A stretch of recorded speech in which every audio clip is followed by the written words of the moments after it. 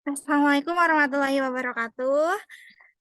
Halo guys, Halo. perkenalkan kami dari kelompok 8 dari kelas 2A. Di sini kami akan mempresentasikan materi mengenai koefisien penol.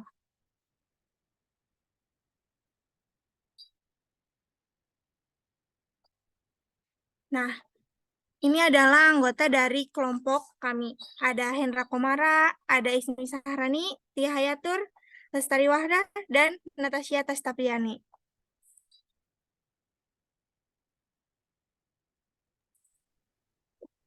Definisi koefisien penol. Koefisien penol merupakan kemampuan suatu disinfektan dalam membunuh bakteri dibandingkan dengan baku standar penol. Next. Penol diakui sebagai salah satu agen antiseptik tertua dengan sifat anti jamur dan antibakteri yang sangat baik. Pada konsentrasi 0,1% sampai 1% bersifat bakteriostatik, yaitu menghentikan reproduksi bakteri. Pada konsentrasi yang lebih tinggi dari 1% hingga 2%, penol bersifat fungisida dan bakterisida, yaitu menghancurkan jamur atau bakteri. Penol dapat membunuh spora antrak, yang menyebabkan lesi kulit yang parah, infeksi paru-paru, dan penyakit usus pada konsentrasi 5% dalam waktu 48 jam.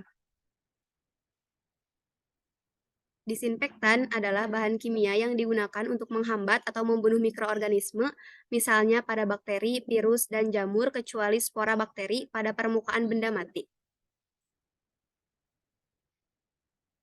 Adapun tujuan dari praktikum ini yaitu menentukan harga koefisien penol dari suatu disinfektan.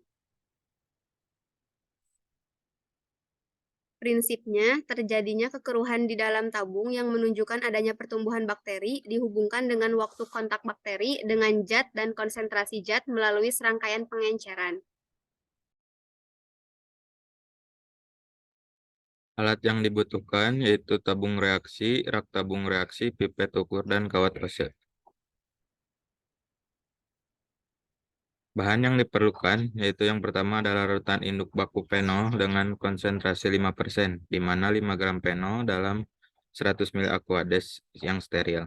Kemudian larutan induk disinfektan dengan konsentrasi 5%, 5% disinfektan yaitu lisorin dilarutkan dalam 100 ml aquades steril. Yang ketiga ada media NB atau nutrient broth, dan yang terakhir suspensi bakteri Salmonella typhi. Faktor-faktor yang mempengaruhi uji koefisien penol yang pertama ada suhu, di mana suhu dapat mempengaruhi koefisien penol, di mana peningkatan suhu dapat meningkatkan koefisien penol, sedangkan penurunan suhunya juga dapat mempengaruhinya. Yang kedua ada pH, di mana pH larutan penol adalah senyawa asam lemah yang dapat terdisosiasi dalam larutan. Jika pH terlalu rendah atau terlalu tinggi, disosiasi penol akan berkurang yang akan mempengaruhi koefisien penol. Yang ketiga ada aktivitas permukaan, di mana aktivitas ini berinteraksi dengan penol tergantung pada kemampuan suatu zat untuk berinteraksi dengan permukaan padat. Dan yang terakhir adalah adanya zat pengganggu, di mana zat pengganggu atau sinyal lain yang ada pada penol dapat membentuk kompleks dengan penol dan mengurangi ketersediaannya untuk bereaksi dengan reagen yang digunakan dalam pengukuran koefisien penol.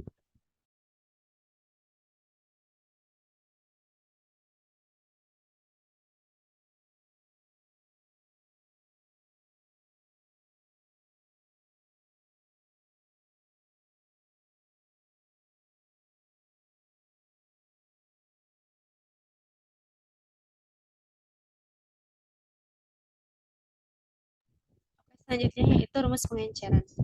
Rumus pengenceran ini yaitu V1 kali N1 sama dengan V2 kali N2. Untuk V1-nya volume awal dikali konsentrasi awal sama dengan volume yang akan dibuat dikali konsentrasi yang akan dibuat. Untuk stok desinfektan uji desinfektan dan penol yaitu 5 gram dalam 100 mili atau 1 gram dalam 20 mili.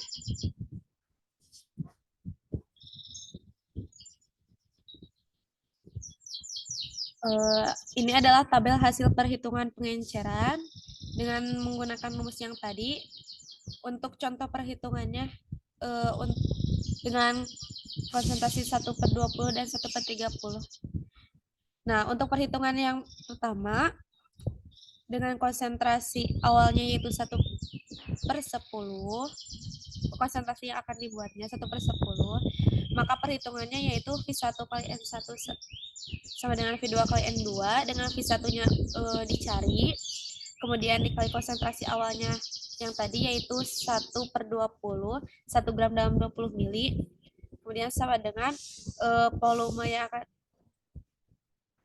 yaitu 5 mili, dikali konsentrasinya yaitu 1/10. 5 mili yaitu dari volume total, 1/20-nya dari kekuatan fenol atau desinfektan uji. Maka dihasilkan volume ke-1 yaitu volumenya 10 mili. Jika hasilnya bulat, maka tidak usah diperhitungkan dengan mencoba volume lain dengan peningkatan awal mulanya 5 menjadi 6 mili di V2-nya. Karena ini sudah bulat, maka bisa langsung dimasukkan ke dalam tabel. Kemudian untuk volume konsentrasi yang kedua yaitu 1/20 N2-nya dengan perhitungan seperti tadi menghasilkan 5 mili. Begitupun seterusnya. Ini adalah hasil perhitungan dari semuanya dengan menggunakan rumus pengenceran V1 kali N1 sama dengan V2 kali N2. Untuk volume yang di sini yaitu hasil dari perhitungan.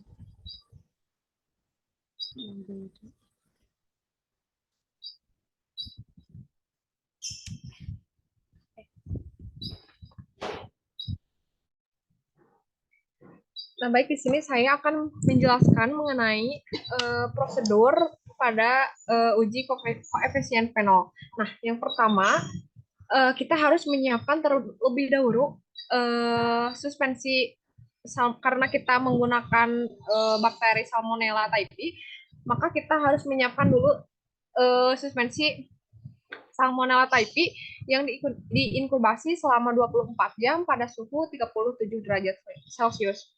Lalu kita buat juga larutan induk baku fenol dengan konsentrasi 5% atau 1/20 dengan cara menimbang 5 gram dalam 100 ml Aquades. Lalu setelah itu masukkan 5 mili dari larutan induk tersebut sebagai volume total pada setiap tabung sesuai dengan perhitungan yang ada pada tabel hasil perhitungan pengenceran yang telah tadi dijelaskan oleh teman saya. Lalu bagaimana sih cara meletakkan suspensi Salmonella typhi itu pada setiap tabung dengan deretan konsentrasi yang berbeda-beda itu? Nah, adapun caranya itu yang pertama kita harus menentukan terlebih dahulu waktu yang terukur supaya kita itu bisa mengamati apakah si bakteri tersebut dapat dibunuh dalam waktu 5 menit, ataukah 10 menit, ataukah 15 menit, ataukah 20 menit, ataukah 25 menit, ataukah 30 menit. Karena kita di sini menggunakan selisih waktu dari tabung ke tabung itu 60 detik. Atau bisa dikatakan 1 menit. Nah, misalnya pada masukkan 0,2 mili suspensi kuman pada tabung A. Kemudian kita tunggu, karena kita menggunakan selisih 60 detik, maka kita tunggu 60 detik, baru setelah itu masukkan suspensi kuman pada tabung B sebanyak 0,2 mili. Lalu kita tunggu 60 detik, lalu setelah itu baru kita masukkan suspensi kuman sebanyak 0,2 mili pada tabung C. Begitupun seterusnya sampai ke tabung F. Sehingga dari tabung A ke tabung F itu didapat 5 menit. Kan di sini tabung A sudah 5 menit ya. Jadi kita ose dari tabung A itu ke deretan media pertama. Setelah itu kita tunggu agar semuanya sama 5 menit sebanyak 60 detik. Lalu masukkan satu ose ke ke deretan media yang tabung B. Lalu kita dapatkan pada deretan tabung seri 5 menit itu dengan selisih 60 detik per tabungnya. Begitupun seterusnya sampai ke seri waktu 30 menit. Next.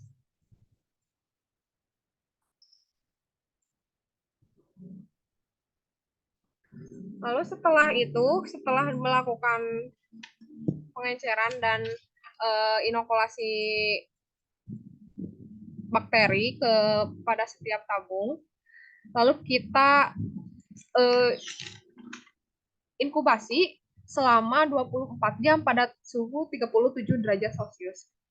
Lalu setelah itu amati dari setiap tabung itu apakah memunculkan kekeruhan atau tidak. Apabila memunculkan kekeruhan, berarti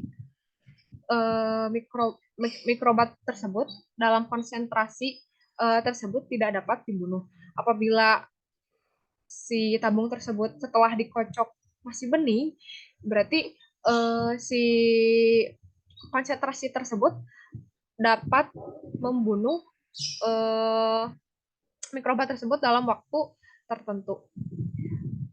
Adapun contoh hasil yang kami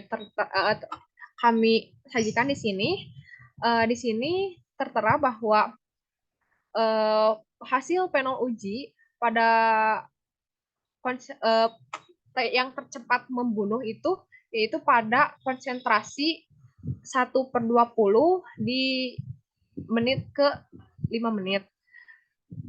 Adapun yang terlamanya itu yaitu di konsentrasi 1/60 di waktu 30 menit. Next. Hasil uji disinfektan uji pun sama seperti yang tadi. Jika terdapat kekeruhan, berarti mikroba tersebut tidak mati, tidak terbunuh pada konsentrasi yang telah kami buat.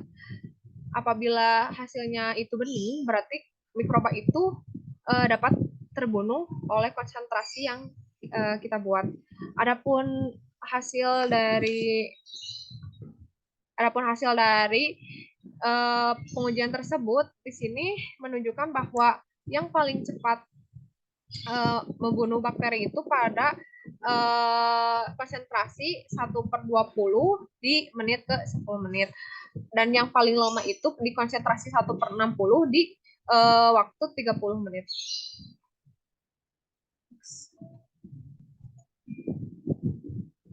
Baik, selanjutnya adalah rumus menghitung koefisien panel. Tadi kan sudah didapatkan ya hasil uji panel dan hasil uji desinfektan. Selanjutnya kita menghitung koefisien panelnya dengan rumus yang tertera pada slide ini, yaitu A dibagi B tambah C dibagi D per 2, di mana A ini adalah konsentrasi panel tercepat membunuh, B ini adalah konsentrasi desinfektan tercepat membunuh, dan C ini adalah konsentrasi panel terlama membunuh, dan D ini adalah konsentrasi desinfektan terlama membunuh. Nah, tadi kan didapatkan konsentrasi P0 tercepat membunuh itu ada di konsentrasi 1/20. Konsentrasi desinfektan tercepat membunuh juga sama, ada di konsentrasi 1/20. Tinggal dimasuk-masukin aja ke dalam rumus, terus dibagi 2. Dihasilkan koefisien P0-nya itu adalah 1.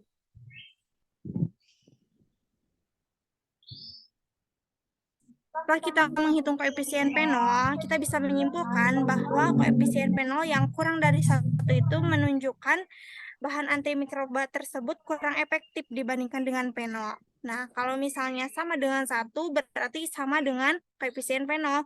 Kalau misalnya lebih dari 1 berarti si desinfektan tersebut aman sehingga antimikrobanya bisa terbunuh oleh bahan tersebut. Baik, mungkin presentasi dari kelompok kami cukup sekian.